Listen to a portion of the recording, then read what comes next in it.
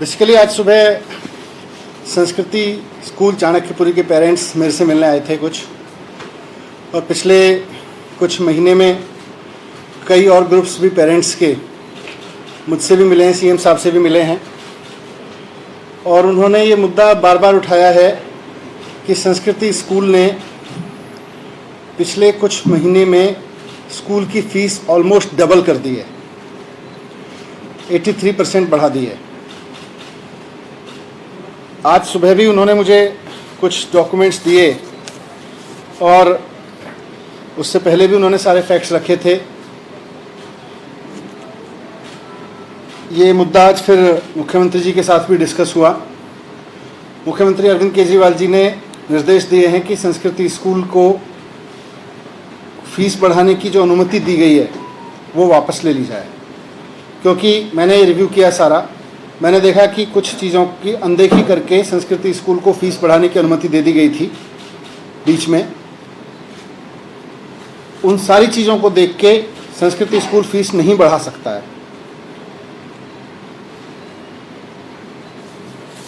इसलिए आज मैंने भी ऑर्डर कर दिए हैं कि अब संस्कृति स्कूल को जो फीस बढ़ाने की अनुमति दी गई थी उसको वापस ले लिया जाए, और इसका ऑर्डर जारी किया जा रहा है। पेरेंट्स ने जो तथ्य दिए वो महत्वपूर्ण है। इसमें सबसे महत्वपूर्ण है कि एक गैप होता है, बेस्ट अकाउंटिंग प्रैक्टिसेस की एक टर्मिनोलॉजी है जो सब जगह यूज़ होती है। इसको जनरली एक्सेप्टेड अकाउंटिंग प्रैक्टिसेस, उसके तहत अकाउंट्स मेंटेन करने होते हैं और उसी के तहत ऑडिट कराना होता है। तो स्कूल ने गैप के तहत अपने अकाउंट्स मेंटेन करके उनका ऑडिट नहीं कराया हुआ है, ये गलत है।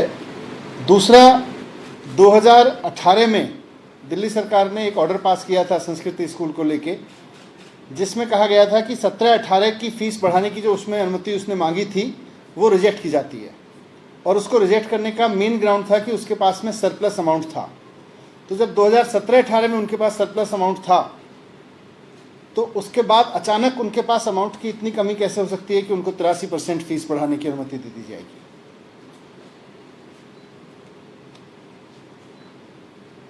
17-18 का अकाउंट्स का उनका जो फीस का प्रपोजल था फीस बढ़ाने का, उसको रिजेक्ट करते हुए दिल्ली सरकार ने उनको कई निर्देश दिए थे अकाउंट्स मेंटेनेंस के, पेमेंट्स के।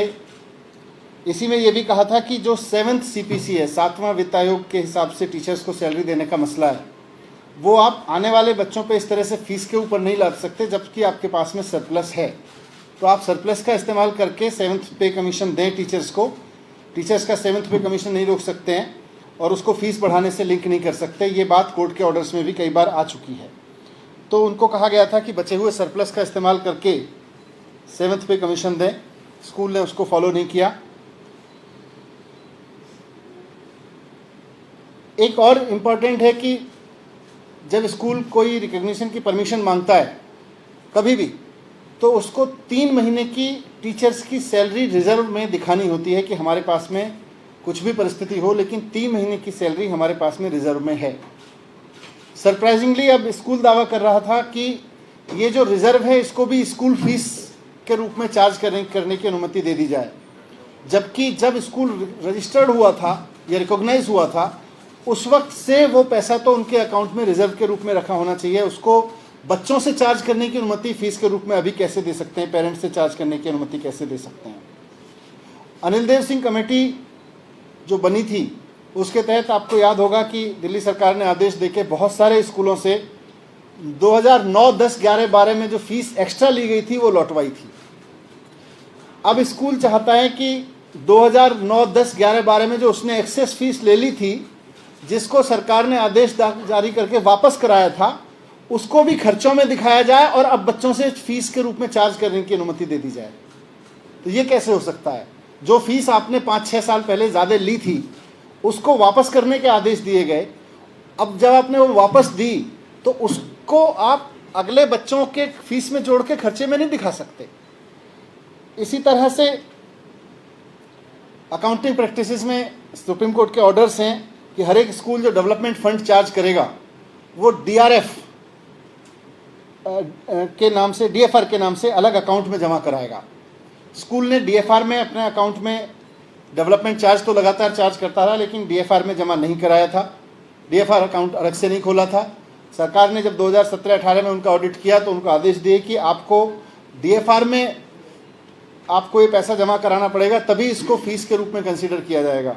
उसके बाद से उन्होंने खोला, लेकिन उनकी डिमांड थी कि जो हमने पहले डेवलपमेंट के नाम पे पैसा इकट्ठा किया उसको सरप्लस ना माना जाए, उसको डीएफआर में मान लिया जाए। तो वो तो ऐसे सुप्रीम कोर्ट के ऑर्डर के बाद नहीं माना जा सकता। इसी तरह से और भी कई कमियां हैं इनके पास, जिसकी वजह से इनको फीस बढ़ाने की अनुमति नहीं दी जा सकती है।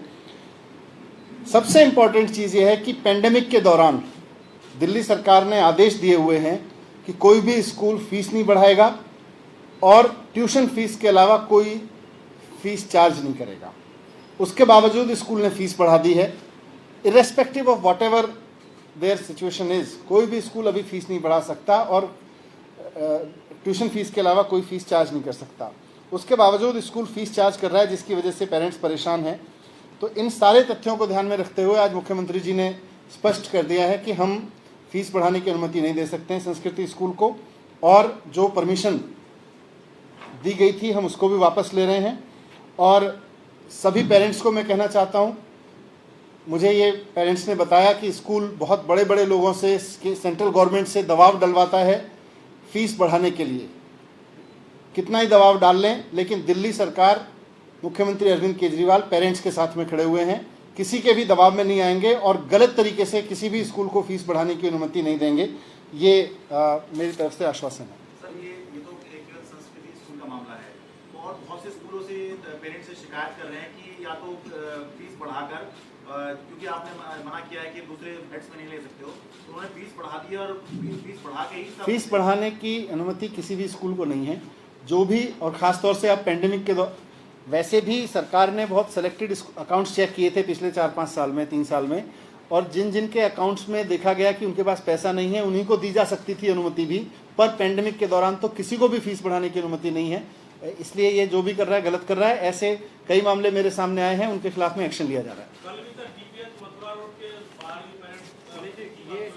ऐसा जो भी मामला, इसीलिए मैंने आज एक स्पेसिफिक बोला है, लेकिन जो भी मामला सामने आएगा सरकार उसके खिलाफ एक्शन लेगी। ये अनुमति कब दी गई थी इनको ये बढ़ाने की? इनको बीच बीच में दी गई थी, दिसंबर में दी गई थी और फिर मार्च में दी गई थी।